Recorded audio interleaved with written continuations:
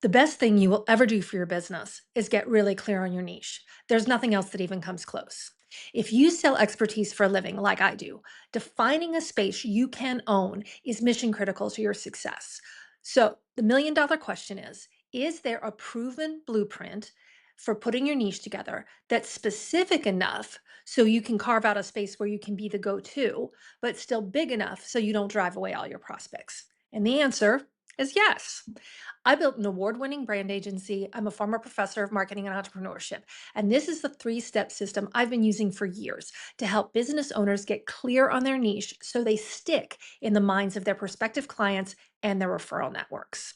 So, in this video, I'm going to walk you through all 3 steps, give you examples. So, when you're done, you will know exactly how to position your message so it's meaningful and memorable to the people that you want to do business with. By the way, I'm Laura Zovelson, and this is the Gen Expert Show, where we talk about how experts can get inbound leads, better referrals, and higher fees by becoming the go to in their niche. So I call this the 3P niche system. And the first P is your person. This is the person you sell to or the type of business you want to work with. And so usually we think about this in terms of demographics. So by industry or life stage, revenue stage, functional area, whatever makes sense for the work that you do. But this is where I see niches go wrong most often. Most people stop with just one of these descriptors: startups, packaged goods, big enterprises, SaaS companies. And that's better than nothing, but it's not going to get people to stop what they're doing and track you down to do business with you. When you only slice the market one way, you are still competing with hundreds of other businesses. So your ideal client can't picture themselves in what you're saying. And your referral partners, they don't know who to send your way because I work with small businesses could mean literally thousands of companies. So you have to go deeper than one layer. I tell people that their person P needs at least 2 modifiers. So for me personally, that means that I work with solopreneurs, but even more specifically, I work with Gen Xers. So when someone asks what I do, I start with I help Gen X solo business owners. So immediately they start getting a picture in their head of who they know that does that. So let me give you a few more before and after examples. You don't want to just say tech companies. You want to say, I work with Series A SaaS companies that are between 2 and 10 million ARR, okay? Not just law firms, boutique litigation firms in major metro markets, or not just nonprofits. You want to work with regional arts organizations with annual budgets of at least $500,000, right? So, do you see how much sharper that is? When you go 2 or 3 demographic layers deep, people can immediately picture who you're talking about, and then they know you're a right fit before you've ever even talked to them. Now we get to the second P, and this is the most important one: problem.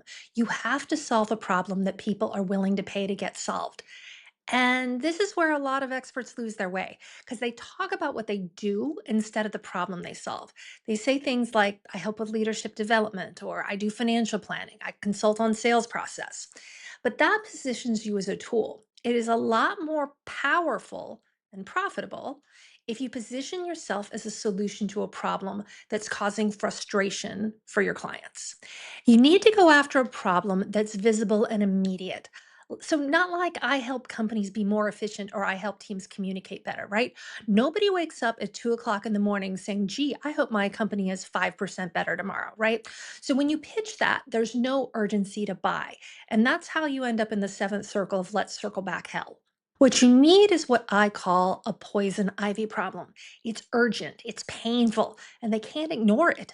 So, poison ivy problem is the thing that makes clients say, we need help now, instead of we should probably look into that someday.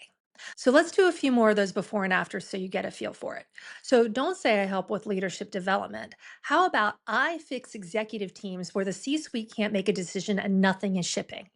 Or not, I help startups with financial planning. How about I help founders who are burning cash with no visibility into where it's going and 6 months of runway left? Or not, I help with sales process. How about I fix teams where the reps can't close and the pipeline is stalled and the VP of sales is about to get fired? So, do you see the difference? The second version makes you feel the urgency. That's a poison ivy problem. So here's how to find your poison ivy problem. Think about the last 5 clients that you worked with, not the ones you had to chase, but the ones who came to you ready to buy. What was the thing that made them say, I need to get this solved now?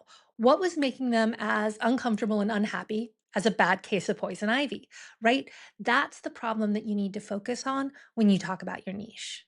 So the final P is practice. And I don't think anybody else includes this when they talk about niche, but this is what part of the business do you work on that actually delivers value? So when I think about it, the continuum has 5 areas, right? Discover, diagnose, design, deliver, and optimize. Now, most people don't think about making this part of how they describe what they do, but it's actually a key differentiator for you because even if two businesses work with the exact same client, they can have completely different practices. So let's just say there's two entrepreneurs and they both focus on helping Series A tech startups with retention issues. So one specializes in designing organizational structures. So they would probably operate across these three, right? Discover, diagnose, and design. Where the other one might specialize in optimizing and delivering on recruiting and hiring.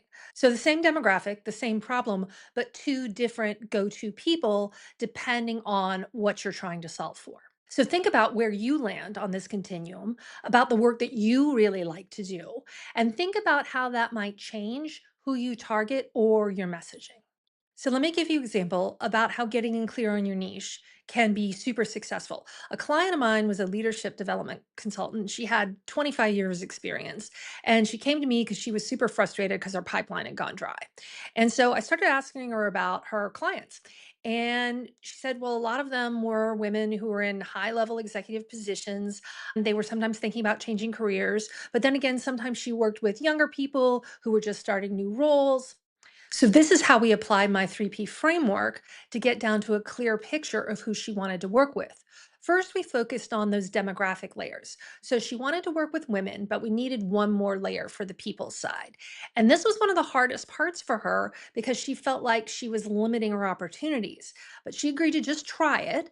And so the demographic we ended up with was women executives at the director level and above. And then we had needed to add a poison ivy problem.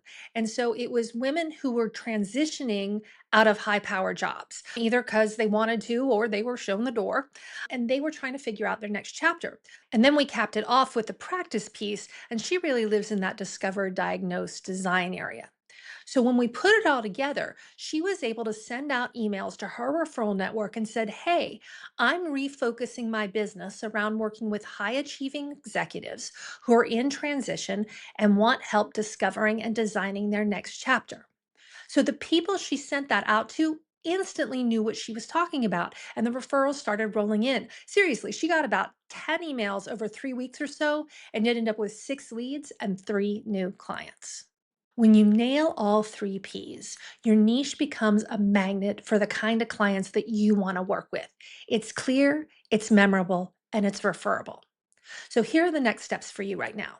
Start with the person or the type of business that you want to work with, okay? And go 2 or 3 layers deep on that, on those demographics that we talked about. Then identify your poison ivy problem. What makes your client say, I need help now? Then use that practice area list, the diagnose, design, deliver list, to give your work clear definition, a set of specific outcomes, and then stack them together in one clear statement.